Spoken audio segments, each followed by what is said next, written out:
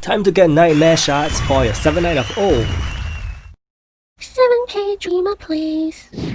Hi guys, welcome back to my channel. Today we'll look at Mythical Awakened Yeonhee's special dungeon. This special dungeon isn't too difficult and I will teach you guys the strategy, and there's a cheat code for it. Or rather a cheat unit. But before we go into that, we are going to look at Mythical Awakened Yeonhee's skill set for the dungeon. It's a regular skill set for her passive. She actually evades attacks 2 enemies with her basic attack, and also if there are 3 or more magic allies on the team, you will not be able to use buffs, but thankfully there isn't. I do have a suggestion to Netmarble whereby, when they make such dungeons, maybe they can let us fight the Awakened form and the Mythical Awakened form as well. Although I know they want this to be a fast fight, but it could change things up a bit, or even fight Yeonhee's costumes, because Yeonhee's costumes actually have different personalities, so that will be pretty cool for a Yeonhee dungeon, I mean. For her skill 1, she does fixed damage, removes shields, and also decreases buff duration. But for her skill 2, she inflicts 500% to 3 enemies and also has an 80% chance to put them to sleep. So this will include your DPS. So one thing to note will be you may want to give your DPS sleep resist, and now that there's a trait change event, you can actually freely change traits. She also has the chance to silence you with her Awakened skill and her effect attack as well. So the cheat hero here is Palinus, because Palinus is the one that's going to increase your accuracy rate by 30%. This means that your attack only has a 10% chance to fail, and hopefully it won't miss Yeonhee. Otherwise you're gonna be in for a very long battle, especially if your hits miss. The reason why I'm using Shane is because it's more consistent than Velika. Imagine you miss with Velika's Awakened skill. You are going to just lose a lot of damage, so that's why I go with Shane instead. And anyway, Shane was on my team already. So first things first was to cast Phoenix. I'm still using Rachel here because I just want to use Rachel. You can use Yuri for sure, no problem there as well. Then I'm gonna use Shane's attack. As you can see, it already cuts her damage into half. So over here, I actually buff with Fenrir. So imagine if you buff with Fenrir first and then use Shane's attack. I think you can do a lot more. And if you are very strong in your equipment, you may even be able to one-shot her.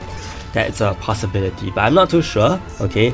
Anyway, I did not awaken Shane in this battle at all because I don't see the need to, seeing how she already does so much damage. But the reason why she does so much damage, I will explain later on based on my equipment, because I'm pretty sure my equipment contributed a huge bit.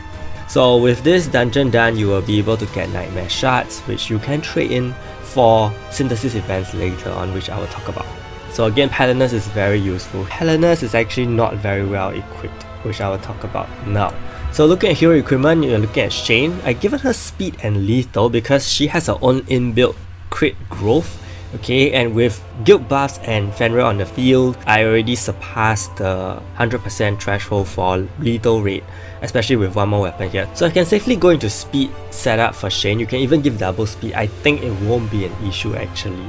For her armor, HP, and then standard PvE jewels, for her accessories, I've actually given her the chance to increase damage on magic heroes. So that is why she did so much damage. This is coupled with her traits, okay, also increase damage on magic. Again, there is a free trait change event, so feel free to change your traits, especially for the dungeon, okay? She also has sleep resist and lethal rate increase. Also, for my Eileen HP build, standard blue jewels, nothing too much there. For my Palinus, I've actually only given her 2 PvP armor and a Willful Ring, and that's all. That's really all.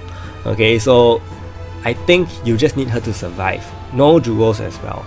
As long as she survives, you will have the 30% increase in accuracy rate, so you probably won't miss Yeonhee. But the thing is, if your Shane isn't well geared and is not doing as much damage as mine, you will need better gear on Palinus to prolong her life, because otherwise Palinus will go down pretty fast.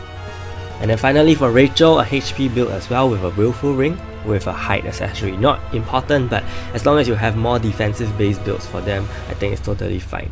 Same goes for Fenrir, PvE setup, HP armor. I've given him no Willful Ring because he does have some healing on his own. You can actually give him sleep resist if you're worried that you cannot use your buff, because Yeonhee may cast sleep on him because he probably has higher attack than the rest of your team. Okay, so you may want to give him sleep resist as well over here. Now for the synthesis event, you will actually be able to use Nightmare Shards to trade in for 7 out of 0 ticket. 1 ticket, okay? You will need 10 Nightmare Shards, which means you will need to play the dungeon for 10 days. and it includes Rosie, so you have a chance, 25% chance to get Rosie, and instead you can also use it for substat stones. And finally, there's also a new synthesis for celestial items, whereby you can trade in 10 awakened dragon items, which are these purple maxed out items. So this is really not advisable if you are already very low on gear, okay, because 10 can mean a lot. Yeah, so I think if you want to trade in your speed weapons for this, for a better speed weapon for celestial item, that may be the best choice. But beyond that, I think it's not really worth it for newer players. For older players who have more items, yeah, probably go ahead. So that's all I have for this video. If you found it helpful, do give it a like and subscribe to my channel. Stay tuned for more, guys. Thank you so much and see you!